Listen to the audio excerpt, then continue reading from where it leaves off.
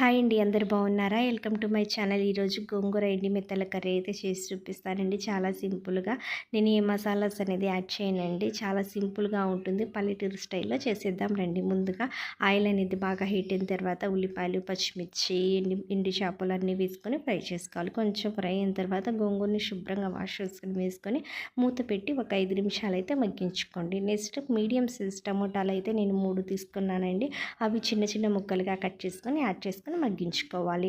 Next అందులో మీ టేస్ట్కి తగ్గట్టుగా కారం అయితే వేసుకోండి. ఒక అర టీ స్పూన్ పసుపు, కారం, ఉప్పు అన్నీ మీ టేస్ట్కి తగ్గట్టుగా మీరు యాడ్ చేసుకోవచ్చండి. ఇదంతా వేసుకొని ఒక 5 నిమిషాలు అయితే పచ్చి వాసన పోయేంత వరకు మగ్గించుకుంటే మనకు టేస్టీ గోంగూర కర్రీ అయితే రెడీ అవుతుందండి. ఇది బయట ఉన్నా కూడా పాడవదు, 2-3 రోజులు అయితే ఉంటుంది. ఈరోజు మా లంచ్లో వైట్ రైస్ అండి. నెక్స్ట్ ఇదే గోంగూర కర్రీ అనమాట. ఇదే మా లంచ్ స్పెషల్. మీకు నచ్చిందని అనుకుంటున్నా. నచ్చితే ఒక like, share, subscribe. Thank you. Bye.